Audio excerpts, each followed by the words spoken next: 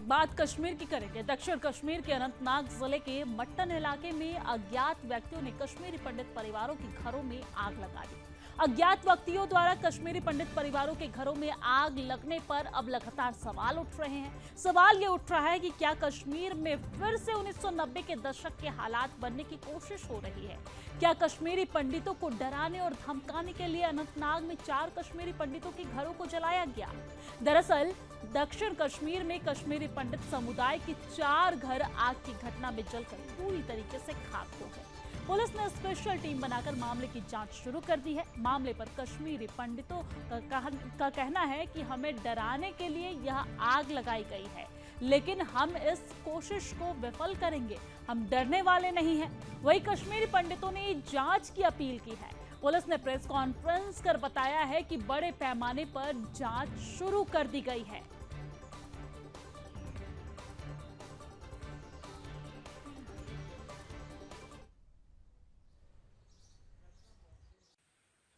दो कम्युनिटी के बीच में एक दरार पहले ही पैदा हो चुकी थी, उसमें और बढ़ाने की कोशिश की। मैं आज उन लोगों से पूछना चाहता हूं कि ये जो दरारें पैदा कर रहे हैं उन लोगों को मिलता क्या है? क्या कश्मीरी पंडित को कश्मीर में रहने का हक नहीं है? नंबर 1। नंबर 2, आज की डेट में मैं जितने भी एरियाज़ में मिला सभी लोग बोलते भाई कश्मीरी पंडित वापस आओ, कश्मीरी पंडित वापस आओ।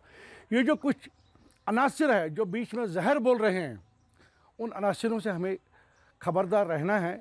और जो हमारा भाईचारा कश्मीरी पंडित और मुस्लिम कम्युनिटी का जो भाईचारा है, आप यहाँ देख सकते हैं, यहाँ एक मुसलमान का भी घर है जिसको भी नुकसान पहुँचा है, लेकिन जो अनासिर है जो इस भाईचारे को नुकसान पहुँचाना चाहते हैं, उन अनासिरों से मैं ये पूछना चाहता हूँ उनको मिलता क्या है? वो किसके एजेंट है? वो किसके यहाँ पे काम कर रहे हैं? अगर वो मटन का रहने वाला है, अगर वो पिछले 35 साल से यहाँ मटन में कश्मीरी पंडित भी रह रहे हैं, आज क्या वजूहत हो गई, आज क्या हालात उसके ऊपर भी पैदा हो गई कि यहाँ पे उसने इन मकानों को आग लगाई है? क्या वजूहत है इस चीज़ की? क्योंकि आज एक प्रोसेस चल रही है कश्मीरी पंडित को वापस लाने के लिए। कश्मीरी पंडित भी जदोजहद करें कि हम अपने घर में वापस आ जाएं, कश्मीरी मुसलमान भी जदोजहद कर रहे हैं कि हम कश्मीरी पंडितों को वापस लाएं।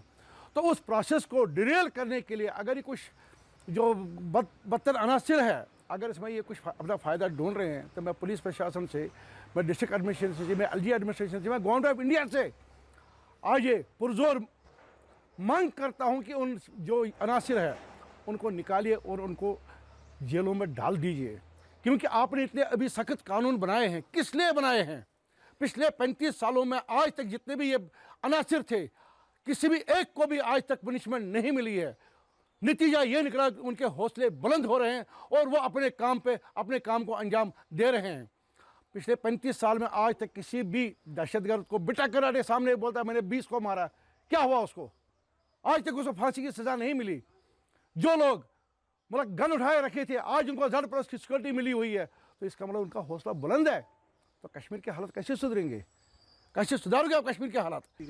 कोशिश नहीं, उसको मतलब पुरजोर कोशिश की जा रही, क्योंकि हिंदू मुस्लिम सिख इत्तेहाद यहाँ का जो सूफी रिवायत है उसको इन्होंने जख्मी कर दिया, तार तार कर दिया। कुछ लोगों ने जिन्होंने अपने घर भरने हैं, उसकी वजह से उन्होंने उस भाईचारे को तार तार कर दिया। यहाँ पे मैं आज इस जो इन्होंने कायराना हरकत की है इसकी मैं पुरजोर मजम्मत करता हूँ। और गवर्नमेंट ऑफ इंडिया से बताया कि 28 और 29 जो है कि दरमियानी रात को एक फायर इंसिडेंट का रिपोर्ट हुआ पुलिस स्टेशन मटन में।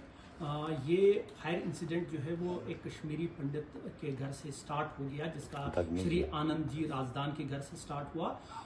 रिपोर्ट मिलते ही एसएचओ मटन along with the police party जो है वो स्पॉट पे पहुंचे और फायर ब्रिगेड को लाया गया और तकरीबन 1.5 घंटे के अरसे में इस फायर को पे काबू पा लिया गया और उसको डोज किया गया। जहाँ तक फायर का इंसिडेंट है, उसके बाद उसमें कुछ एडजस्टेंट जो साथ में जो घर थे, जिसमें शादीलाल राजदान का, श्यामलाल पटवार का जो घर है उसमें भी डैमेज हुआ और एक कुठार जिसमें जो है ग्रेन स्टोर होते हैं वो भी उसमें डैमेज हुआ उस फायर के इंसिडेंट में। इसी खबर पर ज्यादा जानकारी के साथ हमारे साथ जम्मू से हमारे संवाददाता रोहिल बशीर हमारे साथ जुड़ गए हैं। रोहिल, क्या कश्मीरी पंडित को एक बार फिर से डराने की कोशिश या फिर कोई और साजिश? वजह क्या? घटना कैसे घटी? क्या कुछ कार्रवाई की गई? मामले पर क्या है, विस्तार से जानकारी बताइए।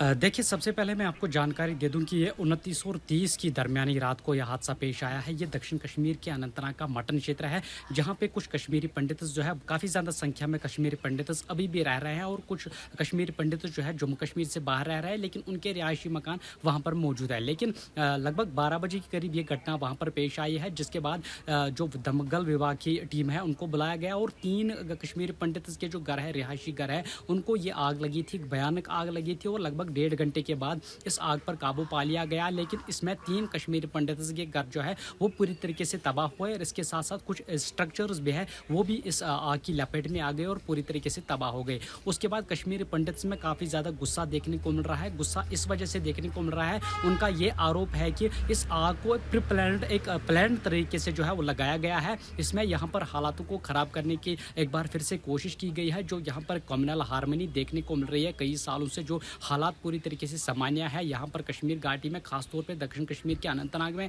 इन हालातों को एक बार फिर से ख़राब करने की कोशिश की जा रही है और इस वजह से इस आग को वहाँ पर लगा दिया गया है। हालांकि उनकी ये मांग है कि इसमें बहुत बड़ी इन्वेस्टिगेशन की टीम जो है वो बिठाई जाए, ताकि इसमें पूरी तरीके से दूध का दूध और पानी का पानी हो जाए कि क्या इसमें कोई व्यक्ति मुलवस है या कोई और मुलवस है। लेकिन कश्मीरी पंडित में इस वक्त काफ़ी ज़्यादा गुस्सा देखने को मिल रहा है और इस खबर के बाद जो है काफ़ी ज़्यादा गुस्सा जो है इन कश्मीरी पंडित में हर किसी जगह पर देश के अलग अलग इलाकों में देखने को मिल रहा है।